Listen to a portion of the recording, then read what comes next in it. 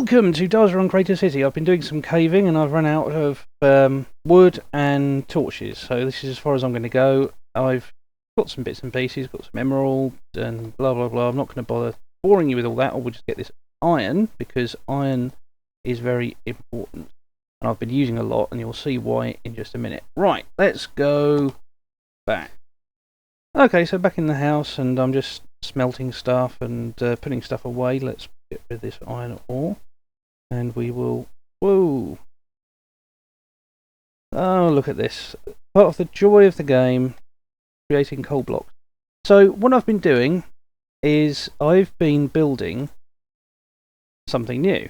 Not just the town hall, because although we did do the Ender Dragon fight, and we have now got a location to keep the Ender Dragon egg. I will show you that in just a minute.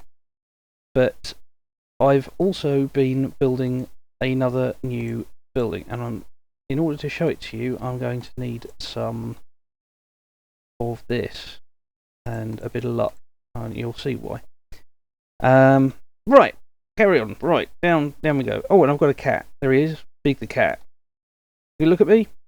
Are you? Yeah.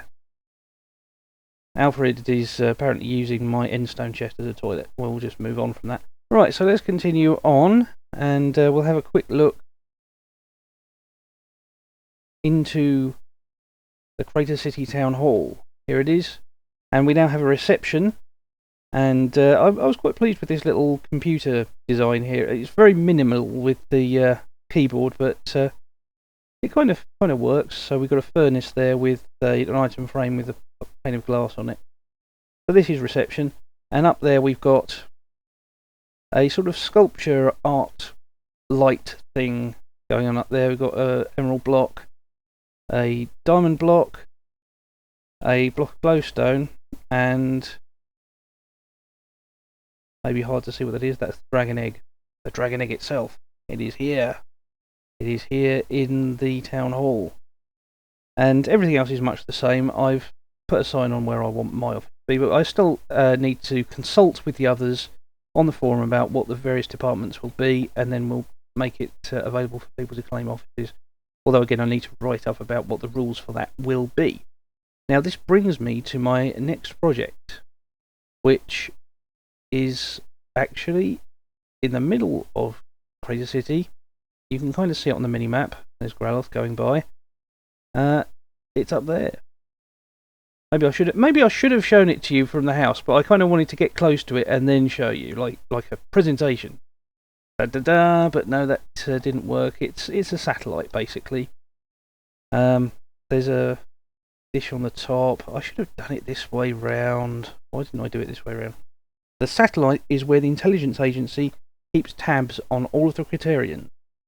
Oh, that's a prank from Dan and Graloth on CQ. She's found it and just recorded an episode about it, so I'm okay filming that.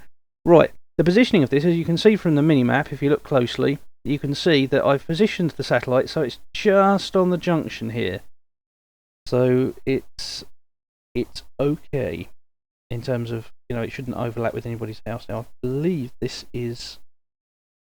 If I start building from here, I think I don't hit glass, which is annoying because I've pillared up there before, and then you have to mess around with torches trying to jag sideways. And you'll get quite a nice aerial view of Crater City. Of course, no better than you get from the mini-map, but we'll be on our way up. Now, the reason I decided to build the intelligence agency is because there's been an explosion of law enforcement facilities being built on Crater City. We've got the plans are underway for the police department, but also the justice department, and there's all sorts of weird and wonderful activity. So I decided it was time for the CCIA to keep tabs on what was going on, and since the initial idea of putting it underneath the police station didn't really work out because there's other things basically going to go under there, and also I did think about putting it underneath the town hall, but underneath the town hall you've got the mausoleum, and that would be potentially awkward with future underground rail lines. I decided next best thing, put it right up in the sky, and then we can have a satellite. Now, it's hard to build a satellite that's inconspicuous, so it does tend to show up quite strongly from the ground. But unless you're CQ, for some reason CQ can't see it at all. Even on far render distance, she can't see it. But anyway, this is it. This is the inside of the intelligence agency satellite, and it's fairly minimal. We have maps of everywhere in the main crater city, but that's of course where my place is, and the swamp at the back. Our current danger level is Tabasco, because basically there's an awful lot of spicy stuff going on at the moment. We have here the town hall and the graveyard, and you know all the rest of the stuff back up there. Work in progress there. That's the new Skittles and the new wool shop CQ's working on. And I think, who's this back there? So somebody, that's Uni's place that she's working on. I'm not giving anything away there because you can't tell what it is at all. This is that's Growl's Park and his lake, and way up at the top, it should by rights be there, but I decided to put it at the top anyway. That's Vexy's village, and we're keeping tabs on all of that, but those are really just reference maps, because from up here we can see what's going on, we can see what's happening. And let's see, for instance, into let's have a look at Stirling Tower. We can immediately see that Fadaron still has his lag machine on the top, and if we look over here, you can see we tower over the town hall. You can see my place. Interestingly, I couldn't find a single location in my house from which you can see the satellite, which I thought was kind of odd, but also ironic in some strange sort of way. It seems such a visible thing most of the time. Well, I won't go around too much with this, but because it may reveal other things that other people have been working on. But from up here, I think it's too far away. And after all, you did not see this notice. And there's emergency supplies here. Emergency sugarcane. That's for, sugar rush, just in case you suddenly need that bit of extra energy. Rotten flesh, because we'll put this rotten flesh there as well, and a little bit of gunpowder too, because these are special agents. But the rotten flesh, because you never know, there's something slightly unearthly, isn't there, about some of these agents? Maybe they're kind of zombie agents. And then we've got netherrack. Well, they're kind of studying that, because no one knows quite what netherrack is. A water bucket, that's in case of emergency leaving orbit. that's for steak, emergency food. Iron pick, that's in case you need to break the glass or whatever. Bow with arrows, obviously for safety. And the CCIA files will appear blank to civilian eyes. Now, of course, if I press this button, it will dispense a file. And this is, as you can see from what I'm holding in my hand, that's clearly the file on CQ and her nefarious dealings down there. But if you're not actually a member of the CCIA, you won't be able to see it. It will just look like a blank page. But that's, of course, everything we currently know about CQ. And we always keep the furnace fully stocked with coal. You never know when you'll need to burn something in a hurry. You know? Something may need to be got rid of. And, of course, anybody that seeks to come up here who isn't a member of the CCIA, just reading this sign grants the CCIA... It grants the CCIA power to mispronounce their own name and eliminate you while they're doing it. So that is a powerful sign. And so is that one. And that's also... But these are all powerful signs. And, yeah.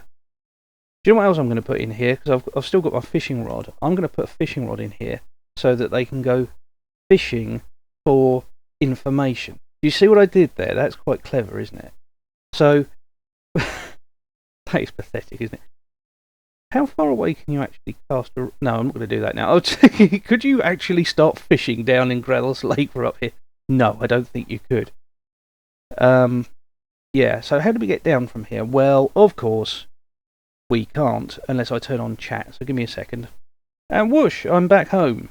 And here we are with the animals. They are still back, and But yeah, using the /home command, I managed to immediately return home, and now I can remove that pillar that takes us all the way up to the satellite. Oh, there you go. Look, you can see the... I also like this. As the night falls and you start to see the stars, when you're at my house, it's far enough away that it looks like it's way up in the sky because of the render fog. I just like that effect. And what I was saying about running out of iron, this is iron blocks. There's some wool at the sides. That's for a texture contrast. Hardened clay for the line across, and these solar cells, all lapis blocks. CCIA, they're not short of a bit of cash. The CCIA. I drew the line at building a diamond block satellite this time, and I probably will every time. So there we go. And of course, Dan has a mutant tree at the moment. His own fault for keep cutting the leaves off. It's bound to happen sooner or later. Trees only take so much. Anyway, come on. How much was there? Come on. It just keeps going. There it is. Alright.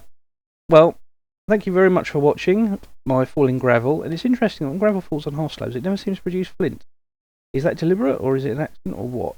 There you go, as the stars drift slowly past the satellite in space. I will say thanks very much for watching. Please remember to like and subscribe, and I will see you again next time.